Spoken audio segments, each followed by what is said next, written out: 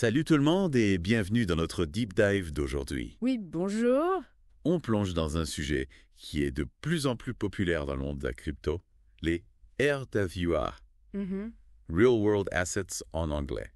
En gros, c'est comme si on prenait des trucs de la vraie vie Oui, et qu'on les mettait sur la blockchain. Moi, j'avoue que je ne comprends pas toutes. d'accord. Donc, on est là pour démêler tout ça ensemble.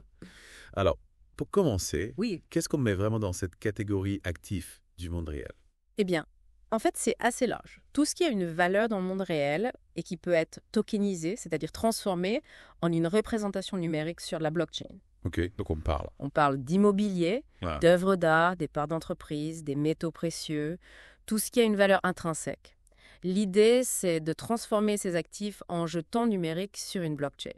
Donc en gros, si je comprends bien, on pourrait avoir un jeton qui représente une partie de la Tour Eiffel, par exemple. Exactement, et c'est là que ça devient vraiment intéressant.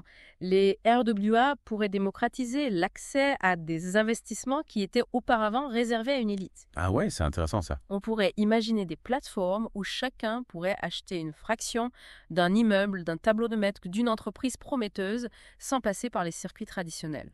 Oui, ça a l'air vraiment révolutionnaire. Mais du coup, comment ça fonctionne concrètement?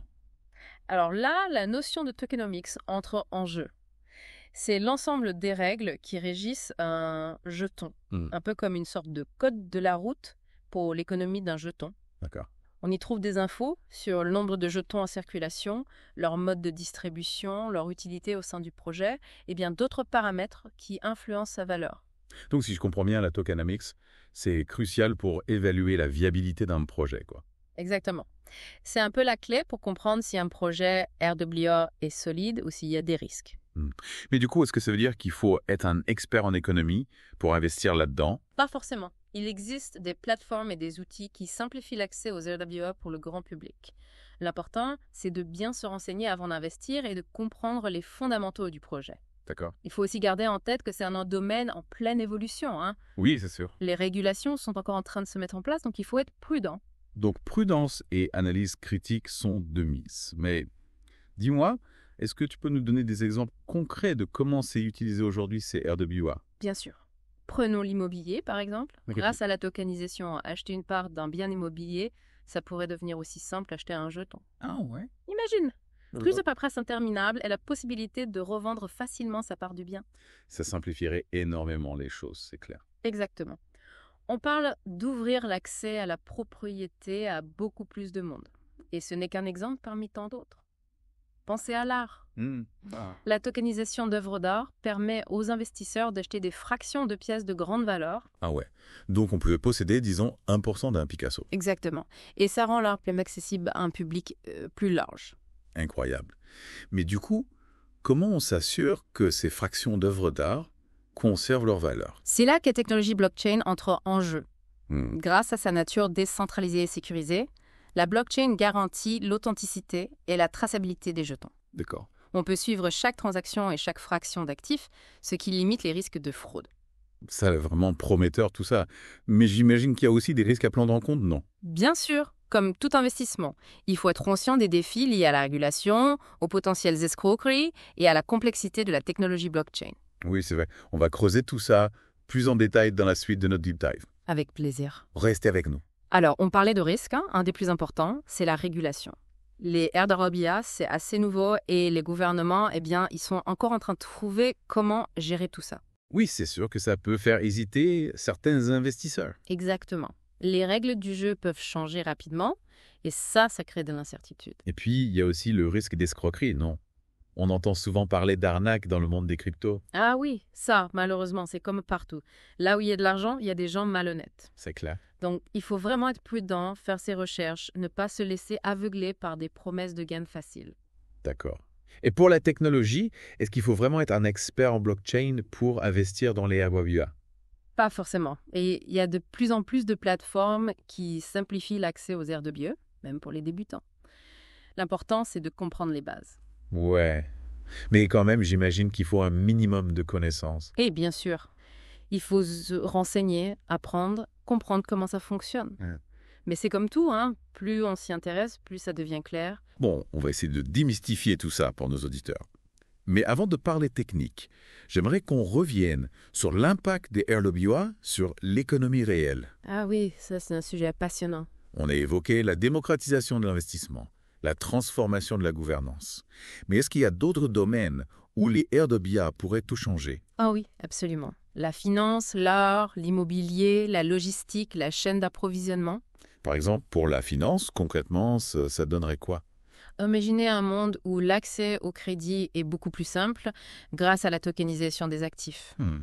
Les PME, les entrepreneurs, pourraient accéder à de nouvelles sources de financement sans passer par les banques traditionnelles. Ah ouais, ça pourrait vraiment changer la donne. Exactement. Et pour l'art, on a parlé de la fractionnalisation des œuvres, mais il y a d'autres possibilités. Oui. De nouveaux modèles de financement pour les artistes, par exemple, basés sur la tokenisation de leurs œuvres. Ah oui, c'est intéressant ça. Ils pourraient vendre des parts de leurs futures créations ou même partager les revenus générés par leurs œuvres avec leurs fans. C'est une super idée. Oui, les RWA pourraient vraiment donner un nouveau souffle à plein de secteurs. Bon, c'est clair que les RWA, ça a un potentiel énorme, mais est-ce que c'est la solution miracle à tous nos problèmes? Non, attention, il ne faut pas tomber dans ce piège. Comme toute nouvelle technologie, il y a des risques, des défis à relever. Bien sûr. Mais il est clair que les RWA ouvrent des perspectives incroyables. Ouais, c'est passionnant de voir comment tout ça va évoluer. On a hâte de voir la suite. Avant de conclure cette partie de notre deep dive, j'aimerais qu'on revienne sur un point crucial. La tokenomics.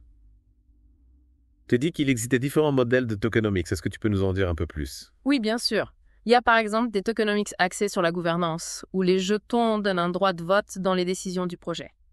Il y a aussi des tokenomics axés sur les revenus, où les jetons donnent droit à une part des bénéfices générés par le projet. Ah d'accord, donc il y a plusieurs façons de concevoir la tokenomics d'un projet. Mais du coup, comment on choisit le modèle le plus adapté? C'est une question complexe, ça dépend de beaucoup de facteurs. La nature du projet, ses objectifs, le public visé. D'accord, donc pas de recette magique, il faut analyser chaque cas en détail. Exactement. Bon, eh bien, je pense qu'on a bien avancé sur ce sujet des RWA. Oui. On a exploré pas mal d'aspects, la tokenomics, les risques, l'impact potentiel. Oui, et on a fait un bon tour d'horizon. Il y en a plein d'autres, oui. On pourrait aussi penser à supply chain. Imaginons un système où chaque étape de la production à la livraison est représentée par un jeton RWA. D'accord. On pourrait suivre le parcours d'un produit en temps réel, garantir son authenticité, lutter contre la contrefaçon. Ah oui, ça renforcerait la confiance des consommateurs. Exactement. Et puis on parle beaucoup de durabilité, d'éthique dans les chaînes d'approvisionnement. Est-ce que les RWA pourraient apporter des solutions là-dessus? Oui, tout à fait. Imaginez qu'on intègre des données sur l'origine des matériaux, les conditions de travail, l'impact environnemental, tout ça dans les jetons. Les consommateurs pourraient faire des choix plus éclairés en privilégiant les produits qui correspondent à leurs valeurs. C'est clair.